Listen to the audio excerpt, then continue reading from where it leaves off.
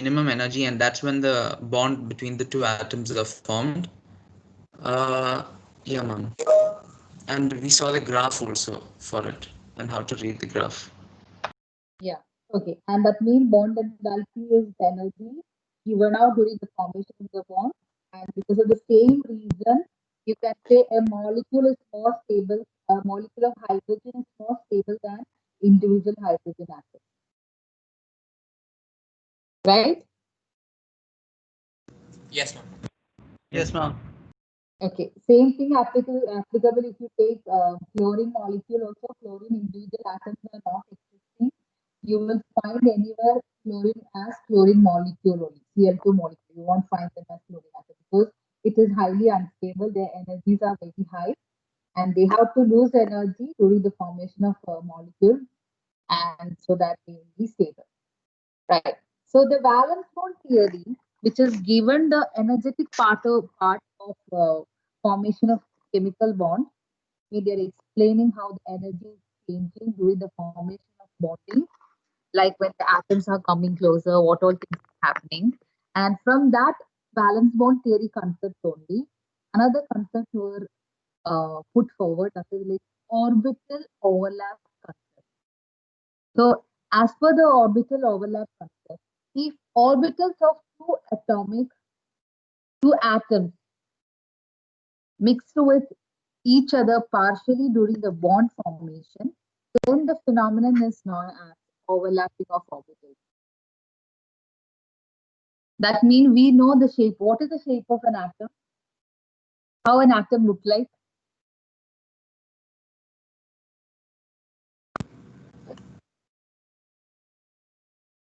What's the shape of an atom? Spherical.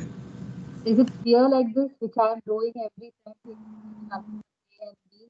I used to draw a circle or a sphere, you can say. Is it like this, the actual in reality? No, ma'am. There is No. no particular shape. Yeah, you can say atom, like as per the Neil Bohr model, okay, Bohr model, it was like a sphere with the circular path and everything. But then later we ruled out that concept, right? Bohr model was not correct explaining the properties.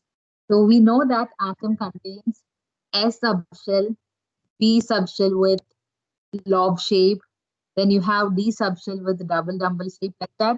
It's like full of what you can say, orbitals with different energy and different shapes, right? Orienting in different direction, x-axis, y-axis, z-axis, in a plane, xy plane, like that. The atom is not having a particular shape or a boundary, you can say. The boundaries are not very perfect like a sphere or circle. So as you can see, when these kind of atoms with the orbitals of different energy, size, and shape are coming closer to form the bonding, what happens is like these orbitals will get overlapped. So orbital of one atom partially overlaps with orbital of the incoming, like the next nearby atom. So when you have hydrogen, atoms of one hydrogen, sorry, orbital of one hydrogen overlaps with the orbital of the next hydrogen. So these kind of concept was introduced after valence bond theory. When atoms are coming close towards each other, the orbitals partially, what you can say, get mixed up. They get mixed up. That phenomena is known as overlapping of orbitals. So overlapping means mixing up of atomic orbitals of individual atoms when they are moving towards each other. So this mixing up of partial mixing up of orbital is known as overlapping. Am I clear? Yes, ma'am. So overlapping can be of three different ways. If you look into their how based on how they are mixing up the atomic orbital, they are classified as positive overlap, negative overlap, and zero overlap. So in order to explain the difference between positive, negative, and zero, you can look into this diagram. As you can see the diagram, what is the major difference? Positive and negative. Ma'am, can you show the previous slide once again?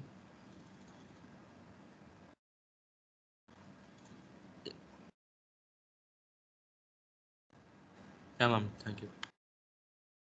I'll come back to that this one again after this explanation of this diagram. Okay. In this diagram, what you can notice, the difference between positive and negative overlap.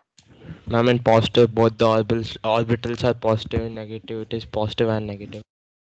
That means the symmetry of the orbital which are getting mixed up is same in the case of positive overlap. That means if you look at the chart, positive part of the log or the orbital is mixing up with the positive. In all of the diagram A, B, C, D, as you can see, in all these cases, rather than the shape or the size, whatever, the symmetry is looking like same symmetry, and also you can say the charge is same. Positive is mixing up with the positive. But if you look at a negative overlap, it is like a positive mixing up with the negative. That means the symmetry is different. So that is a major difference between positive and negative overlap. As you can say, if the symmetry of both the atomic orbital is same, then it is called positive overlap. The symmetry of the overlapping orbitals are either positive or negative. It cannot have both. Either two positives are coming in, undergoing mixing up or overlapping, or two negatives are undergoing overlapping or mixing up. So that is what happening in the case of positive overlap. That means the symmetry are same. Either the positive or the negative are overlapping with each other. But if you look into the negative overlap, okay, the symmetry is not same. That is, one positive and the other negative is getting mixed up, or it is overlapping. One positive and the other one, which is negative, is overlapping. Then what will be zero overlap? Positive means same, okay, same charge will be overlapping, and negative means opposite. Positive and negative is mixing up. Then what the meaning of zero overlap? What will be zero overlap? Ma'am, when the orbitals are in different axes. Or you can say a px with py, or you can say different planes or different axes, as you can say. The orbital present in different planes takes place. That means overlap between the orbitals of different planes. We know that px means it is in the x-axis. Py mean orbital in the y-axis, even though the shapes are same. They are orienting in different plane or different axis, x-axis or y-axis, or different plane, you can say. So such kind of mixing up is known as zero overlap. Zero overlap means mixing up of orbitals which are in different planes. The best example like px with pz or py with px and py, like that you can take different. And if you go to the higher orbital like d orbitals and all, maximum you will get more higher zero order. Ma'am, your voice is too low. Ma'am, could you speak a little slowly and from the best example part? This is zero overlap. Yes, ma'am. Okay. Okay. Zero overlap means if you have atomic orbitals which are orienting in different planes. So if you look into px has got a dumbbell shape, but the orientation will be in x-axis. If you're marking it as x, and if you're floating the y plane like this, okay, then this is py. So px and py both are dumbbell in shape, but they are orienting in different axes, x-axis and y-axis. So each such orbitals, if they overlap, that kind of overlap is known as zero overlap. That means their mixing won't be that effective, like in the case of positive or negative, because the orientations are in different angles, you can say, or different planes. So their overlapping won't be not much effective. That is why it's known as zero overlap. Overlapping won't take place literally very close. It won't, because the effectiveness won't be there much, because they are in the different orienting in different planes. So only the center comes in contact? Even that center means its nucleus, right? The center of the drawing a p orbital like this means this is nucleus. So center won't come closer, or you can say it will come like very. If you look in a plane, they will come one and the other one very close to each other, but literally they won't mix up. But they are like almost close to each other. That will be the state because they are in a different plane. One will come one above or one below state like that. I don't know how to show it.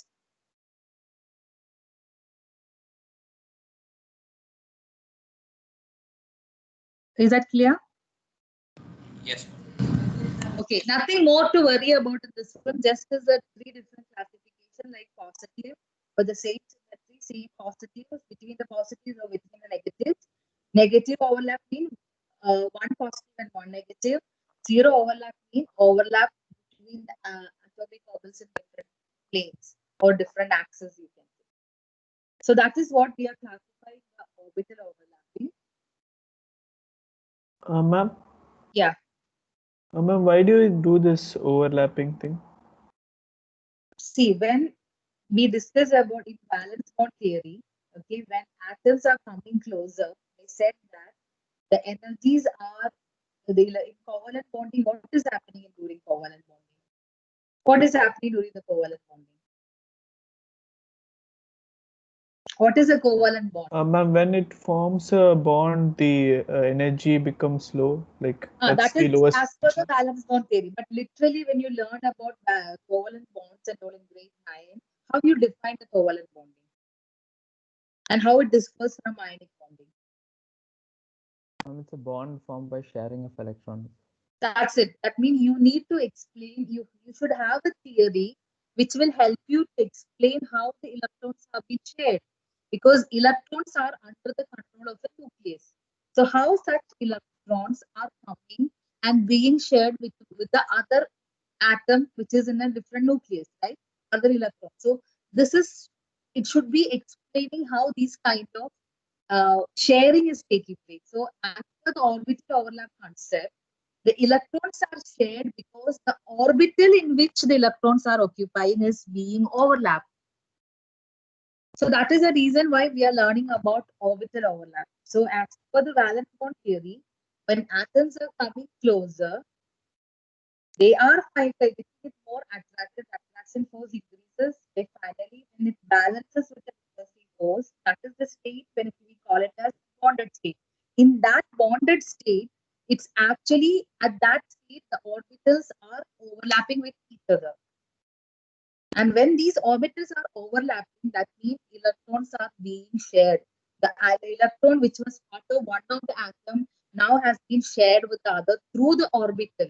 It's not like electron are just moving out of the orbital. Electron can't do that because orbitals, when we defined last chapter, we said that they are the space around the nucleus where you can find the more maximum probabilities there to find the electron. So here this orbital overlap concept is explaining how the sharing is taking place during the formation of a covalent bond.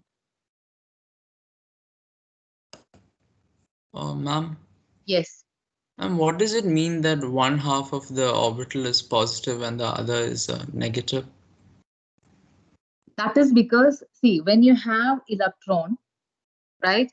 Say this is the shape of a p orbital, and the center is what the nucleus is. So what is that shape of the p orbital is dumbbell mean? Literally, what is the meaning is that electron in that energy level, that's orbital, can move around the nucleus with this shape, right? That's what the meaning is. The space around the nucleus where you can find the probability of finding that electron is maximum, and that area or the shape is space is known as orbital. So electrons are moving in this way because it has got particle and wave nature. So this is the shape of the molecule. And we also learned that orbitals can have, right, 2 electron maximum. An orbital can accommodate maximum 2 electrons, right? Yes, ma'am. If both the electrons at a time, see, these electrons are all the time moving, but just imagine at an instant, if both the electrons are coming in one lobe. Okay, so what will happen to this charge? It will become slightly negative, and this lobe will have a slightly positive. It's like happens in instant, not continuously. One lobe will be negative and other one will be positive. It's just like due to the movement of electron, sometimes it happens. And that you can understand more clearly when you discuss about hybridization. How in some cases, how the electrons are being shared, how it is being accommodated like that. All It's right, like ma'am. that means sometime one electron from this orbital and empty orbital lobe is mixing up so that it's been shared. Like that, there are different combinations are possible. See, overlap orbital concept is just the introduction part, and you are taking it away to the next level by hybridization. Okay, and before hybridization, we need to discuss about a nature of covalent bond, how covalent bond is differing based on the overlapping. Is that clear? Yeah, yes, ma'am. Okay. After the overlapping of orbital concept, the covalent bond after the overlapping can have in a different, what you can say, nature. The nature or the property of the covalent bond may vary based on how the overlapping is taking place. So based on that, covalent bonds are classified based on the overlapping as sigma bond and pi bond. That is, within a covalent bonds, you can classify the covalent bonds as sigma and pi bond based on how the overlapping has taken place. So let's start with the sigma bond formation. Sigma, in Greek letter, we use that sigma, that's the shape, okay? This type of covalent bond is formed by the end to end, or you can say head-on overlap. That is what important. That means end of one orbital and end of the next orbital is mixing up, and this area is the area where it got overlapped. Like that, if it's an end-to-end overlapping is taking place along the internuclear axis, then such kind of covalent bonding is known as sigma bonding. It is also known as axial overlap or head-on overlap. It's a different name, but usually end-to-end overlap, and which is always lead to the formation of sigma bonds. Ma'am, And one could you, more. Yes, sir. Yes, Siddharth. ma'am, could you go on the last slide? I think I had it out. Oh, okay, it's self-explanatory. Sorry, ma'am. Okay. Right. So I'm just repeating. Sigma bond is a type of covalent bond where the orbitals are overlapping end to end action, or you can say it's a head-on overlap. So one end of an orbital of one atom, this belong to one atom, and next one belong to another atom. And these two orbitals end to end way, they are overlapping and they lead to the formation of sigma bond. And always keep in your mind that whenever you have s orbital, whether the s orbital is overlapping with another s, or whether the s orbital is overlapping with another p, or wherever, s orbital always lead to the formation of sigma bond after overlap. Whether it is between two s orbitals or between s and p, doesn't matter. Involvement of s orbital always lead to the formation of sigma bond. So generally, sigma bonds are usually single bonds, right? Because they all are s orbital. Yeah, that's what involving. hydrogen single bond is a sigma bond. Because here the s and s is overlapping. And in what way they are overlapping? End-to-end overlapping. So you have to look into which way the atomic orbitals are overlapping during the formation of covalent bond. Based on that, you can classify them as sigma and pi. So in the case of s is overlapping, in all the condition, whatever the way they join, s is overlapping will always join end-to-end way, and they come under sigma bonding. So sigma bonds can be, as in your grade 11, we are not discussing about D involvement of D overlapping. Only we are discussing about S and P combination. So within that combination, you have three types of sigma bond formation. Okay, first one is S and S. That is one S Ma'am? orbital. Yeah, Ma'am, you'll be uploading this, right? This yeah, PPT. I'll try. Yeah, I will upload. Okay, ma'am. Okay. VLCPR is already uploaded, so I'm just finishing this part to finish off so that next notes will be uploaded. Okay, ma'am. So the first kind of sigma bond formation is possible with S and S overlapping. Second one is S and P overlap. That means S orbital and the end part of the P orbital, because it's an end-to-end or head-on overlapping, forming sp overlapping. That is also a sigma bond.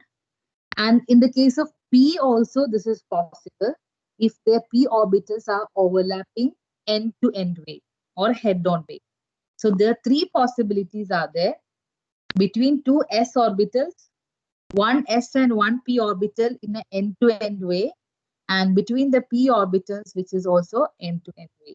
So in these three combinations, if the overlapping takes place, then the covalent bond formed is sigma bond.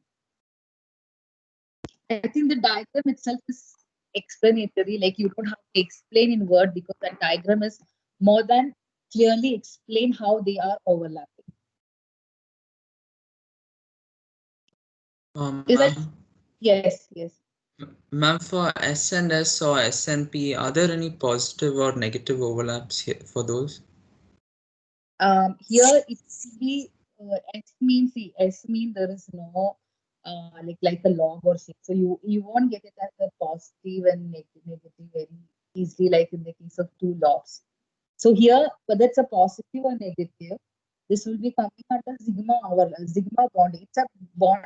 It's a kind of a covalent bonding where you have the overlapping in an end-to-end way or head-on way. All right, ma'am. Okay, that's the only thing you need to understand. Three possibilities: S and S, S and P, and end-to-end overlapping. So whether it being positive or negative doesn't matter. Yeah, that doesn't make any difference. How they are, whether they are end-to-end or side-to-side, that is what the only difference in sigma and pi. In sigma bonding, it is end-to-end along the internuclear axis. What is the internuclear axis means? See, this is the nucleus and the axis going through the nucleus. That is what the internuclear axis. So it's in the same way the orbitals end-to-end, they are overlapping. But if you want to know the difference between sigma and pi, then you can see the diagram over here. And you can easily find out the difference of pi bonding. So if you look in the diagram, what is happening here? What you can see here? What kind of overlap is taking place? Ma'am, side overlap, side to side. It's a sidewise overlap, right? It's like, Yes, ma'am, sidewise. and it's they like parallel to the purple axis. Internuclear axis is this, and the overlapping is taking place perpendicular to the internuclear axis. That means the two orbitals, the orbitals which are undergoing overlapping, they are parallel. So this one and this one is parallel to each other. So the one and the second two orbitals which are overlapping, they are parallel to each other. And that axis at which they are undergoing overlapping is a perpendicular to the internuclear axis. Or very in a similar way, you can say how if you want to define a pi bonding or a pi bond, a simplest way is it is a orbital. It's formed due to the sidewise overlapping of atomic orbital. Sidewise overlapping. That is more than enough to explain what is pi bonding. So sigma bond is end-to-end and pi bond is sidewise overlapping. And the major difference you can see, what is the final product, final look of the atomic orbital after mixing up? What you can see here.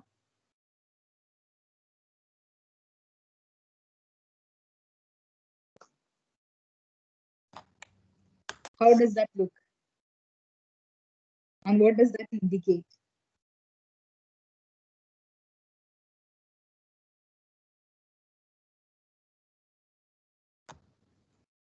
Is that because of repulsion? See here, the overlapping, if you look in the sigma bonding, the overlapping was on one end, right? So the electrons were able to move in this area, right? Between the two nucleus. So if this is your one nucleus and this is the second nucleus, after the overlapping, the electrons in the orbital are able to move between the space, the area, like space between the two nucleuses, right? So after the overlapping, the shared electrons are able to move through the space between the two nucleuses, right? But if you look into the pi bond, if this is the nucleus, right, at the center, after the overlapping, electrons are moving above and below the nuclear level or the axis. Above and below the plane of the participating atom. Here in this case, the electrons were moving between the area of two nucleuses or two atoms which are joining or overlapping.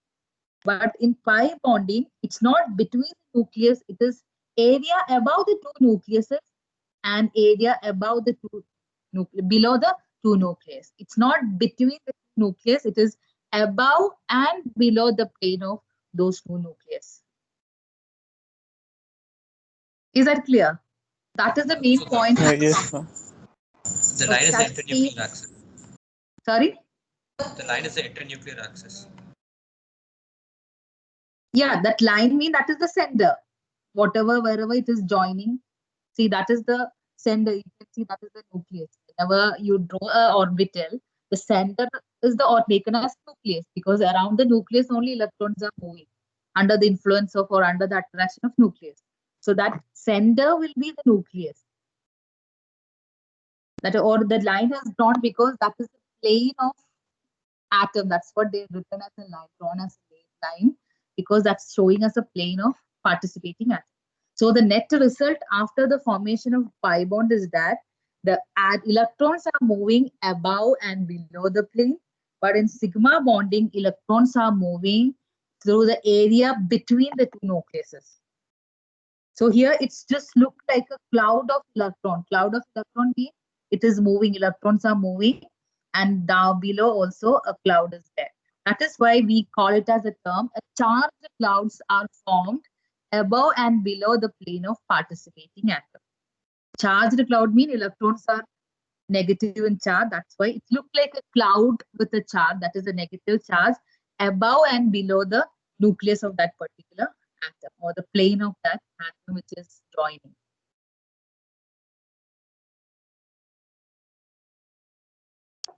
Is that clear? Major difference. Yes, ma'am. Any doubt to anybody? Maybe don't know, like because it was a disturbance. Ma'am, the plane of participating atoms for sigma bonds are, is there a plane or is it just in between the clouds? That means in sigma bonding, they are along the plane, they are mixing up. Along the internuclear axis. That means along the plane, they are mixing up, right? So at the end, what you can see here, if you're mixing up after the area, along the same internuclear between that two orbitals, that area, same space, they are, what you can say, electrons are able to go within the same area, along the same internuclear axis. Okay, ma'am. Okay, within the same AAL, this one only, axis only, or if you look at the same plane only. But here it's not like that. It's above and below the plane, you can say, or above and below the nuclear plane or participating plane of the participating atoms. And this also is clearly a different way to show the pi bonding. And both the diagrams you can see here in the second one, it's like more clearly they say how the overlapping is taking place. Now the electrons are able to move through this entire area, right?